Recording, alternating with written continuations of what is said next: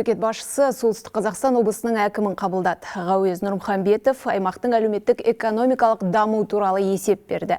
Биыл өңірдің шаруалары қиындықтарға қарамастан 3,7 миллион тонна астық жинады. Қазір 13 сүт фермасының құрылысы жүріп жатыр. Алтауы жыл соңына дейін жұмысын бастайды. Аграрлық секторда 27 жобаны іске асыру жоспарланған. Соның нәтижесінде 1000 жаңа жұмыс орны ашылмақ. Бұл өңір халқының құс етіне, сүт өнімдеріне, сондай-ақ көкөністерге деген қажеттілігін қамтамасыз етуге мүмкіндік береді. Ал өнеркәсіп саласында 39 инвестициялық жоба жүзеге асырылып жатыр. Бұл 6000 жұмыс орны. Ғауез Нұрмұхамбетовтың айтуынша, жаңа нысандар салу арқылы 25 ауыл сумен қамтылады. Бұдан бөлек облыс әкімі өңірдегі жылыту маусымы қалыпты режимде өтіп жатқанын жеткізді. Қасым-Жомарт Тоқаев облысты одан әрі дамыту және халықтың өзекті мәселелерін шешу жөнінде бірқатар тапсырма берді.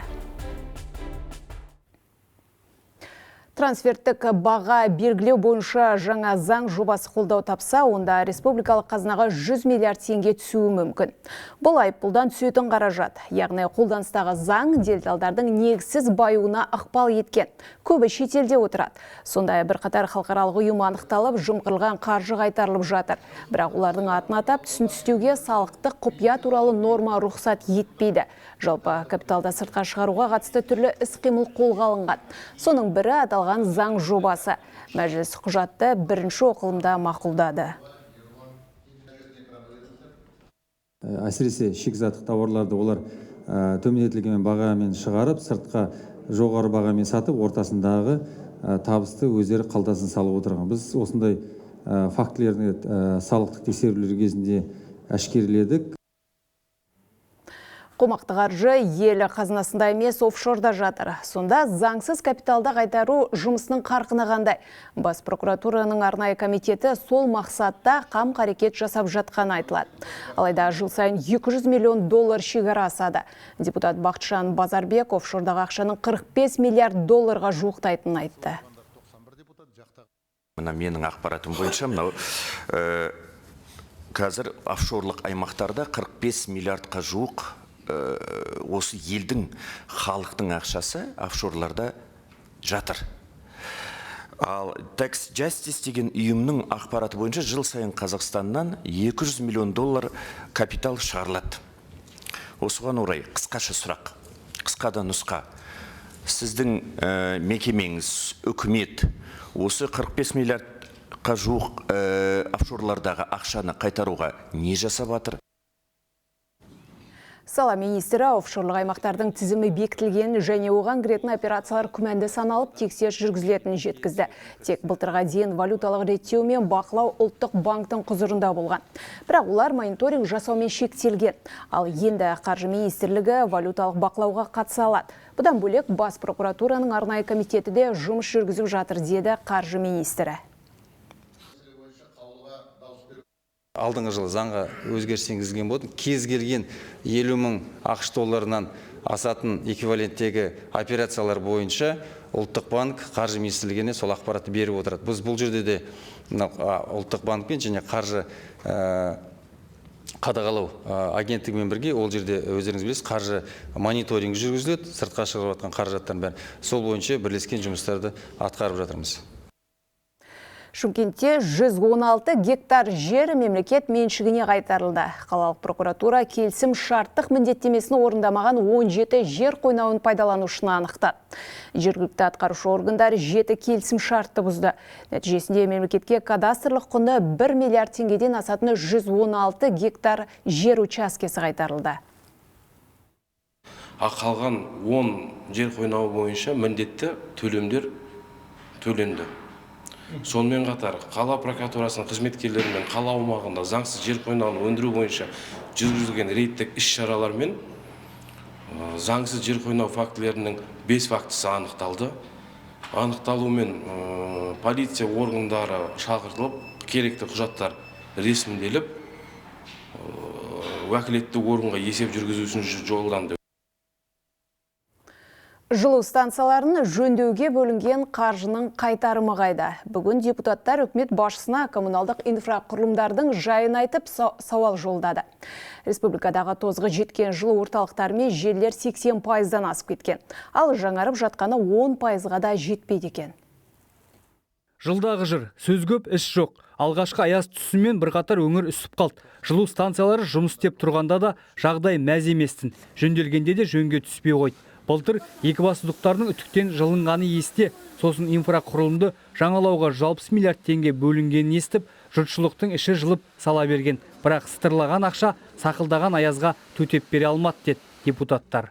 Имеет ли правительство планы по комплексному решению накопившихся проблем? Үкіметтің жылу энергетикасында жинақталған проблемаларды кешенде шешу жөнінде ұзақ мерзімді жоспарлары бар ма, жоқ па? Болса ол қандай жоспар? Осы сауалдарды бұған дейін де сан мәрте қойғанбыз, қазір де қайталаймыз. Себебі тұшымды жауап алмадық. Әдетте әртүрлі сауал жолдайтын депутаттар бүгін жылу жырын жарыса айтты. Жауапты министрлер жылы кабинетте отыра бермей жылу орталықтарында жүруі тиіс деп тиісті. Үкімет басшысынан бөлінген қаржыға да тексеріс жүргізіліп, әр тиынын тергеуі түсірады. Бірақ түптеп келгенде кадр болмаған соң еш нәрсенің қадірі де болмайды деген уәж айтылды. Яркий пример сложной ситуации – Арқалықская ТЭЦ. Мәселен, Арқалық жылу электр орталығын қайта қалпына келтіргеннен кейін 2 жыл толық қуатында іске қосуға мүмкіндік болмады. Мамандар бірде-бір ақауын таба алмады. Амал жоқ, басқа елден адам алдыртып қаратты. Ол қылығын бір-ақ күнде тауып берді.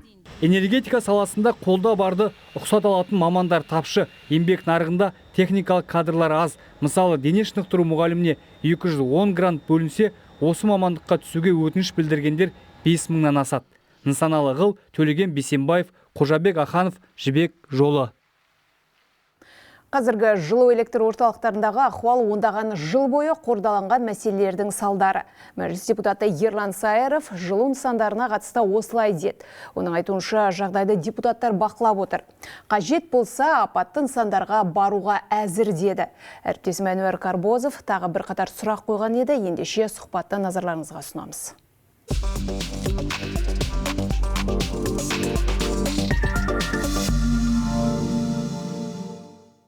Ерлан мырза, былтыр да осы мәселе, жылда осы мәселе енді айтылып жатыр. Білмейтін адам жоқ, президентте тапсырма берді. Бұл не сонда? Президенттің тапсырмасын пысқыратын жауапты орган өкілдері жоқ па? Әлде тиісті деңгейде? Жалпы бұл проблема жылда қайталанады. Сонымен не істеу керек? Бұл жерде мәселе тек тозығы жеткен құбырларда ғана ма? Мәселе тереңде. Былтыр 160 миллиард теңге бөлінді дедіңіз. 30 жыл бойы Қазақстанда осы коммуналдық сферада ешқандай модернизация жүрмеген. Яғни трубалар жаңармаған, қазандық жаңармаған. 30 жылдың ішінде олигархтар бүкіл ақшаның барлығын өздерінің қалтасына сала берген. Жаңа ғана айтылып кетті, мына өткен жылы бөлінген 160 миллиард теңге ол Қазақстандағы бүкіл осы коммуналдық сфераның жаңартудың 7% қалыптастырады. Яғни бұл жерде бірақ жаңағы шешім бар, ол инвестицияны көбейту керек.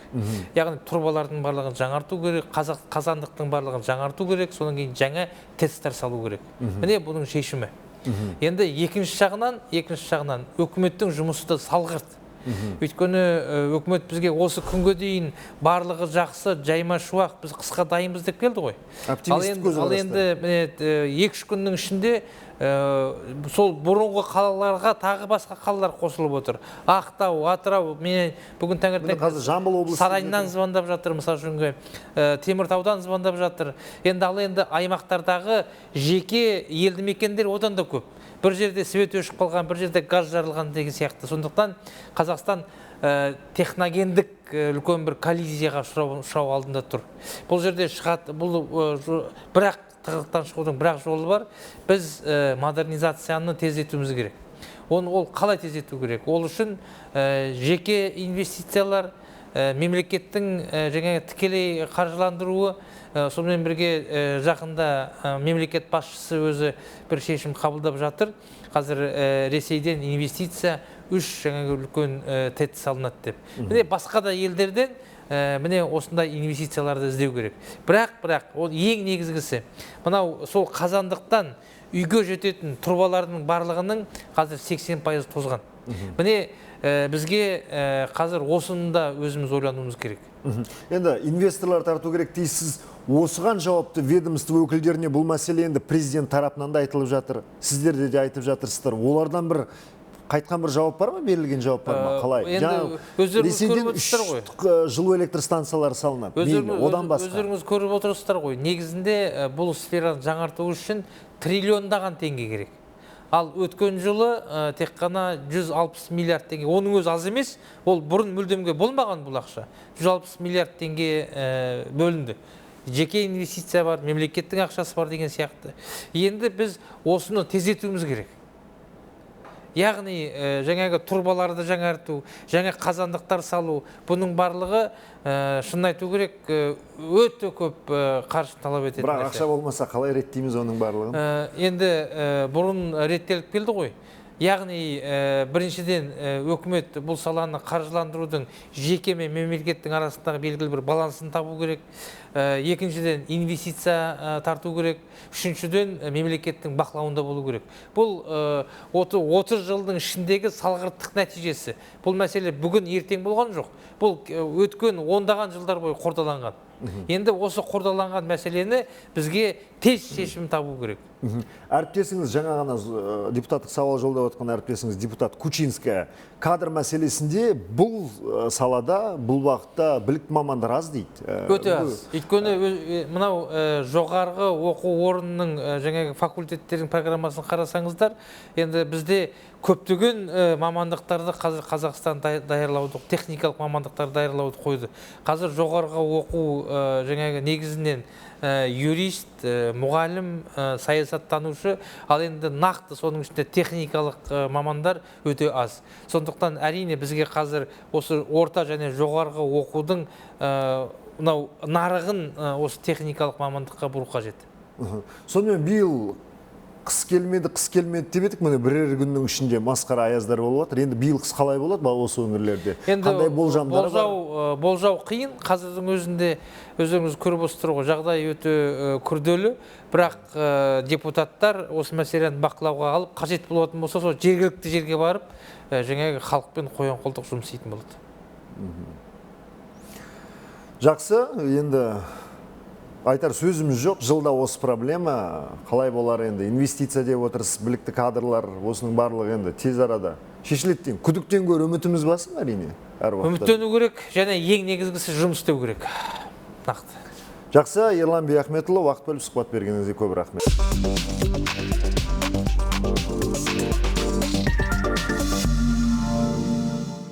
Қыстың алғашқы айы аяқталмай жатып, елдің біраз өңірі қиналып қалды. Степногор қаласындағы жағдайдың оңалғаны кеше ғана еді, енді Теміртау мен Оралда құбыр жарылды. Жамбылда газ құбырынан ақау табылып, 5 бірдей ауылдың тұрғындары бүрсен қақты. Әріптесіміз Зұлхарнай Ермұратұлы аймақтардағы ахуалда шолып шықты. Түркістан облысының тұрғындарын долы боран әбден әбігерге салды. Аймақта қазір ауа райының күрт суытуына байланысты оқушылар үйден оқуға көшкен. Шымкент Тараз автожолы және Түлкібас ауданында ішкі жолдар жабылып, 6 блок бекет қойылды. Ал Бәйдібек ауданында жол ортасында тұрып қалған 17 жүргізушіге көмек көрсетілді. Сондай-ақ Ақтүтек бұрында адасып кеткен шопан да табылды. Қазіргі таңда республикалық маңызы бар жолда 310-нан астам ауыр жүк көліктері жолда тұр. Жаңағы жолда қалған 61 адам қауіпсіз жерге полиция департаментінің, төтенше жағдайлар департаментінің және жол қызметтерінің күштері мен құралдарымен қауіпсіз орындарға эвакуацияланды. Қазіргі таңда осы 9 бағытта және бір республикалық бағыттағы жолдар әлі де жабық, боран әлі басылған жоқ. Ал Жамбыл облысында түн ортасында магистральды газ құбыры жарылып, 5 елді мекендегі 980 үй жылусыз қалды. Оған қоса осы елді мекендердегі 8 әлеуметтік нысанда жылудан ажыраған. Алдын ала болжам бойынша құбыр қысым әсерінен жарылған болуы мүмкін. Қазір бүлінген жер жөнделіп, көгілдір отын қайта беріле бастады. Жөндеу жұмыстарына 60 адамнан тұратын 30 бригада жұмылдырылған. Кешеден бері газ жоқ. Әрине адамдар дүрбеленге түседі. Біреудің нәрестелері бар. Алаңдаймыз. Бірақ мамандар жұмыс істейтін шығар. Күтеміз. Енді не істейміз? Солай болды. Жақсы жаңалықтар күтеміз. Теміртауда су құбыры жарылды. Соның салдарынан қаланың шығыс бөлігі сусыз қалды. Коммуналды қызмет мамандарынан құралған 8 бригада құбырды жылытып, жалғап, жамап жатыр. 11 арнайы техникада сол жұмысқа тартылды. Мичурина көшесіндегі орналасқан 300 мм ауыз су құбырының бір бөлігінде ауыз су қатпағанына байланысты біз кейбір тұтынушыларға резервтік схемасын жинап, төмен гидравликалық режиммен қызметті қалпына келтірілдік. Қазіргі таңда ақаулық участок біз анықтадық. Айта кетейік, бірер күн бұрын Теміртаудағы жылу электр орталығында да ақау табылған. Мамандар Қарағандыдағы жылу құбырында жөндеді. Мұнда жылу трассаларының бірінде ақау пайда болған. Алайда әкімдік өкілдері жөндеу жұмыстары 1 сағатта аяқталғанын хабарлады. Зұлқарнай Ермұратұлы, Жібек жолы, аймақ тілшілерінің көмегімен. Ал астаналық еріктілер жаураған жандарға ыстық шай мен бауырсақ таратты. Аязда аялдамаларды аралап кондукторлар мен жүргізушілерге және жаураған жолаушыларға бой жылыту үшін қызмет көрсетті. Сонымен қатар волонтерлар көлік жүргізушілерін кішкентай балалары бар әйелдерді тегін тасымалдауға шақырды. Басты мақсат қала мен оның тұрғындары үшін игі іс жасау. Айта кету керек, аталмыш эстафетаға кез келген азамат қатыса алады. Бұл акция біздің 10 игі іс акциясы шарасы аясында бастап алды бүгін. Ол қыс бойы жалғасатын болады. Қала тұрғындарына ыстық шай ғана таратып қоймай, олардың аулаларын қардан тазартатын боламыз, және де басқа көмектесетін боламыз қала тұрғындарына. Атырау облысында күрделі жөндеуден кейін кеңейтілген Астрахан-Маңғышлақ магистральды су құбыры іске қосылды. Бұл батыс өңірінің әлеуметтік және өнеркәсіптік даму үшін стратегиялық маңызы зор жоба. Енді аймақтардың халқы мен кәсіпорындар және ауыл шаруашылығы үшін қосымша су көзі 60 000 текше метрге ұлғайды. Құрылысқа 500-ден астам адам жұмылдырылған, бұдан бөлек тағы бірқатар жобалар бар. Атап айтқанда, Кендірлі кентінде жалпы қуаты тәулігіне 50 000 текше метр болатын су тұщыландыру зауыты салынып жатыр. Одан Жаңаөзен қаласына дейін ұзындығы 105 шақырым магистральды су құбыры тартылады. Каспий сумен жабдықтау зауытын қайта қалыпқа келтіру аяқталған соң қуаты 2 есе артады. Елдегі жылу электр орталықтарындағы жабдықтардың 66% тозған екен. Орал, Степногорск, Тараз, Кентауда бұл көрсеткіш 80%-дан асады. Сондықтан Қазақстан энергетиктері энергия секторын қалпына келтіру жұмысын жеделдету керек дейді. Әйтпегенде қазандықтардағы проблема аз емес. Бұл мәселелер бүгін Қазақстандық электр энергетикасы қауымдастығының кеңейтілген отырысында талқыланды. Жиынға әріптесімде қатысып қайтқан болатын, ендеше бейнесюжетін көрейік. Қазақстандық жылу электр орталықтарындағы төтенше жағдайлар энергетика саласындағы сапасы жұмыстардың дәлелі. Биыл жылу және электрмен жабдықтау объектілерін жөндеуге 146 миллиард теңге бөлінсе де, талай тозығы жеткен құрылғыларға қаржы жетпей қалды. Энергетиктердің пікірінше, оның басты себептерінің бірі тиімсіз тарифтік саясат. Біз ұзақ уақыт бойы әділ тарифке, әлеуметтік тарифке көшуді ұсынып келеміз, бірақ бұл жалпы халыққа бірдей емес. Яғни осал топтағы жұртты бөлек субсидиялау керек. Біздің бастамамыз энергетикаға үлкен көмек болатын осындай әлеуметтік тарифтің тетігін қарастыру және әзірлеуге бағытталған. Бұл ұсыныс энергетика министрлігінің назарынан тыс қалған жоқ, бірақ білікті кадрлар даярлауда басты мәселеге айналғалы көп болды. Бүгінде жас энергетиктердің қатары сиреген. Жастардың бұл бағытқа бет бұрмауының басты себебі жалақының төмендігі. Бірақ электр энергетикасы қауымдастығы бұл жағдайдан шығудың жолын тапқан сияқты. Қазір біз табиғи монополиялар субъектілері үшін тариф белгілеуді ынталандыру мәселесін белсенді түрде пысықтап жатырмыз. Онда да революциялық тәсіл жеткілікті, бірақ нәтижеде бар. Энергия объектілеріне қойылатын жаңа экологиялық талаптарда энергетиктер мен сарапшыларды алаңдатып отыр. 2025 жылдан бастап жылу электр орталықтары мен СЭС ең үздік қолжетімді технологияларды енгізуі тиіс. Өздері жаңара алмай тұрған орталықтарға бұл да ауыр соққы болмақ. Сондықтан сарапшылар энергетика саласындағы экологиялық міндеттемелердің енгізілуін қайта қарауды ұсынады. Алтынбек Әмит, Жібек жолы. Жас ғалымдарға баспана алу үшін қол жетімді несие беріледі. Әзірге пилоттық жоба ретінде басталған бағдарлама 2027 жылға дейін жалғасады. Оның аясында тек академиялық ғылыммен айналысатын ғалымдарға ғана қаражат қарастырылған. Ал елімізде мұндай салаға бағытталған 53 мекеме бар. Осы күнге дейін 9 адамның өтініші мақұлданған. Бағдарламаның талап бойынша 40 жасқа дейінгі ғалымдарда магистр дәрежесі болуы керек. Әрі соңғы 3 жыл ішінде ғылыми жұмыстарының нәтижесі ескеріледі. Төлем қабілетімен бұған дейін атында үй бар жоғы да зерттеледі. Несиенің жылдық мөлшерлемесі 5%, алғашқы жарнасы 10%. Максимальная сумма кредита. Бағдарлама аясында жас ғалымға 20 миллион теңге несие беріледі. Қарыз мерзімі 19 жыл. Бұл ғалымдарға алғашқы баспанасын алуға мүмкіндік береді. Жеңілдіктері бар. Алғашқы 8 жылында 150 мың теңгеден төлейді. Одан кейінгі жылдарында ай сайынғы төлемі 84 мың теңгеге дейін төмендейді. Осылайша ғалымдарды елде қалдырып ғылыммен шұғылдануға ынталандырамыз. Ал 9-20-25 бағдарламасы келесі жылы көктемде жүзеге асырыла бастайды. Ол негізінен жұмысшы жастарды баспанамен қамтуға бағытталмақ. Тек дайын үйлерді ғана емес, салынып жатқан баспананы да алу мүмкіндіктері қарастырылуда. Бағдарламаны Отбасы банкі қаржыландырады. Келер жылы колледждерге бөлінетін қаржы 2 есе артады. Яғни бюджеттен бір студентке берілетін ақша 350 мыңнан 700 мыңға дейін көбейеді. Бұл туралы оқу ағарту министрлігінің өкілдері мәлімдеді. Олардың айтуынша, бұндай өзгеріс техникалық және кәсіптік білім берудегі бәсекелестік пен оқу бағдарламасының сапасын арттыруға оң ықпал етеді.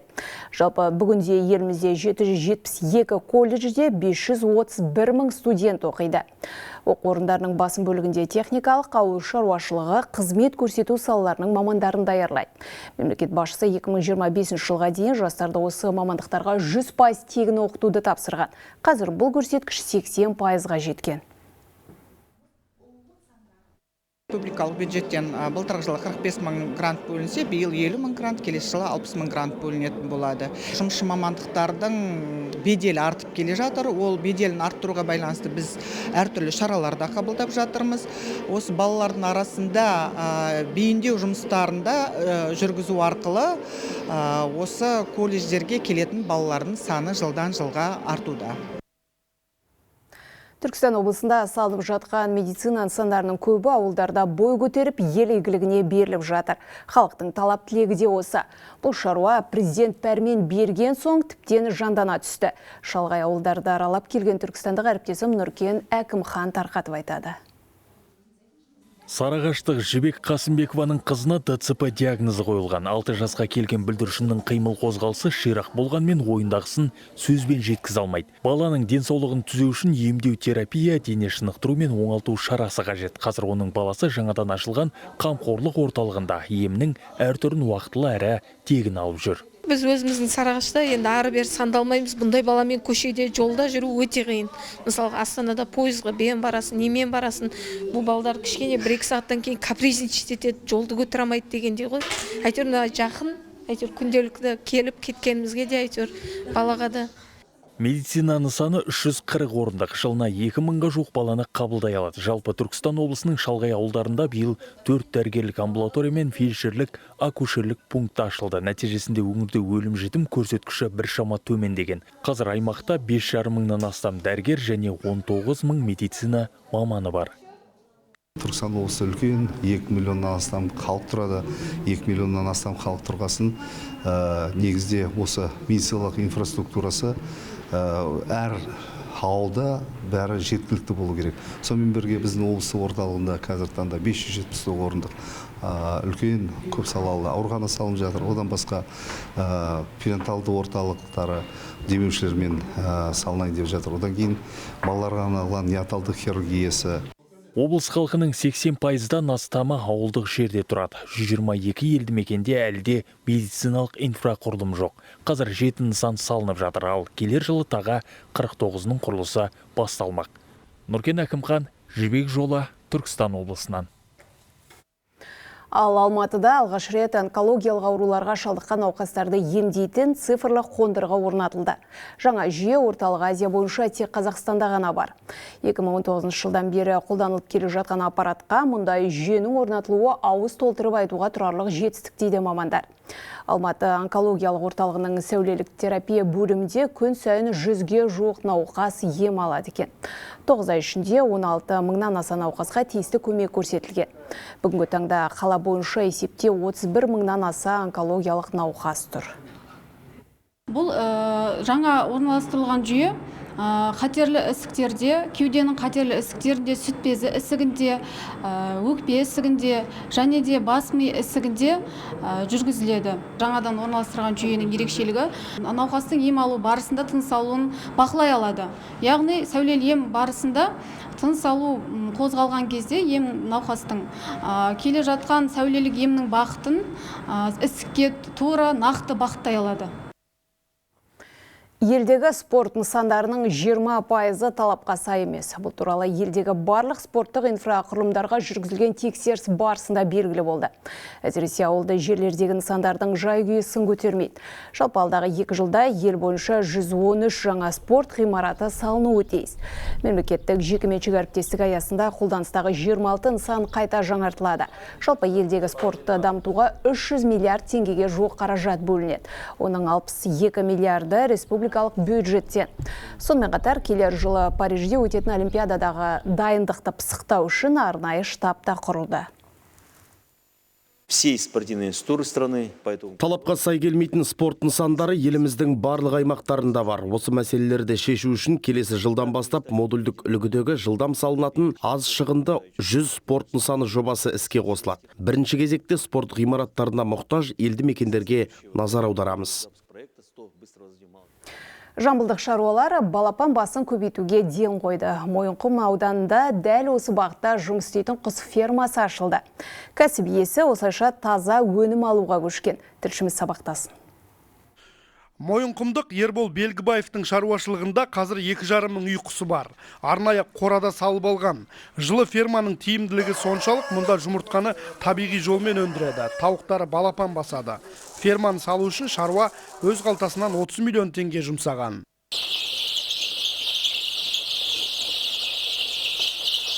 Біздің ерекшелігіміз қораздармен бірге жерде жүреді. Сондықтан таза қолдың жұмыртқасы шығады. Табиғи таза болады. Халыққа қазір енді жұрттың бәрінің көзі ашық. Интернет деген бар, бәрі бар. Сондықтан неғұрлым қай жерде таза өнім халық сояққа ұмтылады. Мен мысалы үшін өз бала шағама ешқашан магазин жұмыртқасын бермеймін. Өйткені оның ішінде химикат бар, басқа бар. Табиғи жолмен жұмыртқа табатын тауықтардың өнім беруі де ұзақ болады дейді шаруа. Мұнда бір тауық 2,5 жылға дейін ұсталады. Одан ары етке өткізіледі. Игілікті аудан басшылығы тарапынан да қолдау тапқан. Оған 5 гектар жер берілген. Алдағы уақытта жеңілдетілген несие беру жағы да қарастырылуда. 8-9 адамға жұмыспен қамтып отыр. Жыл сайынғы өзінің алып отқан қазіргі бұл жұмыртқаңыз бар, ет бағытында бар. Өзіміздің отандық өнім болғаннан кейін жұмыртқа бұл тауық өздерінің таза өнім беретін тауықтарды әкеліп бағалап бұл кісілер сатып отыр. Енді ауылдық деңгейде орталыққа ауданға ең төмен бағамен беріп отыр. Шалғайдағы бүтін бір ауданды құс өнімімен қамтып отырған шаруа отандық өнімге әрдайым сұраныс жоғары дейді. Ол қазір аудан орталығында өтетін жәрмеңкеде өз өнімдерін нарық бағасынан 2 есе арзан сатуды көздеп отыр. Айбол Қараш, Жібек жолы, Жамбыл облысынан. Ақтауда әскери бөлімдер мен әртекті кемелер дивизионы жауынгерлік әзірліктің ең жоғары деңгейінде жаттығу өткізді. Мақсат командирлер мен штабтардың ұрысқа әзірлігін пысықтау. Ауқымды шараға 5 мыңға жуық әскери қызметші қатысты. Әріптесім Айым Балтабайқызының сюжетін көрейік. Кемені шығу ұрысқа және жорыққа дайындап. Жауынгерлік кемелер Ақтау теңіз портындағы әскери айлақта зәкірде тұр. Жаттығу бағдарламасы бойынша таңғы 5-те дабыл қағылды. Матростар дереу киініп қару асынды. Әрқайсысына палубада ат түсініктелері бекітілген. Теңізшілердің ұрысқа дайындығын офицерлер бақылады. Каждые 5 минут мы вели доклад. Бізге бекітілген атыс орнында тұрып аумақты күзетуге кірістік. Жағдайды әр 5 минут сайын командирге рация арқылы баяндап тұру міндетті. Мұндай жаттығулар нағыз теңізші болуымызға септігін тигізеді. 1 жылдық әскери қызметім аяқталған соң әскерде қаламын деп ойлаймын. Внимание волна, я орда. Сигнал 10:05. Жауынгерлік дабыл теңіз жаяу әскерлерінің бригадасында да қағылды. Сарбаздар шұғыл сап түзеді. Бөлім командирі бұйрық берген бойда қару-жарақ, азық-түлік тиелген әскери көліктер колоннасы жолға шықты. Оқу-жаттығу кезінде жеке құрамның қауіпсіздігі мен ауа райына сәйкес киім киюге ерекше назар аударылды. Киім-кешек қоймасында, азық-түлік қоймасында ұзақ сақталуға арналған мүліктерді тиеу және түсіру жұмыстары жүргізілді. Қазіргі таңда 25-744 әскери бөлімнің жеке құрамы барлық тапсырмаларды орындап, жауынгерлік әзірлікке дайын. Ақтаудағы әскери теңіз базасының жеке құрамы да жауынгерлік дабылмен аяққа тік тұрды. Казармада жас сарбаздар бес қаруына асынып, шұғыл жорыққа тас түйін әзірлігін көрсетті. Осылайша құрлық пен теңізді қамтыған жаттығуда Ақтау гарнизонына қарасты әскери бөлімдер мен жауынгерлік флот кемелері өзіне жүктелген тапсырманы мүлтіксіз атқарды. Айым Балтабайқызы, Берік Сұлтанов, Жібек жолы, Ақтаудан. Алматыда 11-ші халықаралық бастау студенттік және дебюттік фильмдер кинофестивалінің шымылдығы түрілді. Салтанатты шара Абай атындағы Қазақ ұлттық опера және балет театрында өтті. Алғаш боп көрерменге режиссер Елдар Қапаровтың «Соғыс тұтқыны» тарихи драмасы ұсынылды. Фильм екінші дүниежүзілік соғыстан кейін кеңестік тұтқында болған жапондық жас жігіт, императорлық мектептің курсанты Ахико Тецуроның шынайы тарихы мен тағдырын баяндай. Биыл байқауға 700-ден астам өтінім келіп түскен. Өз картиналарын Испания, Франция, Швейцария, Монғолия, Сауд Арабиясы және басқа да елдердің режиссерлері ұсынған екен. 90-нан астам мына синопсистер жіберілген. Біз биылдан бастап ең бір үздік қысқаметражды көркем суретті фильм, ең үздік қысқаметражды деректі фильмге ақша бөліп отырмыз. Енді осы фильмнің сол фестивальдің аяғында біз осы екі жүлдегерді таңдап таныстырамыз. Аса көп ақша болмаса да, бірақ та нақты оларды қолдау, нақты оларға көмектесу.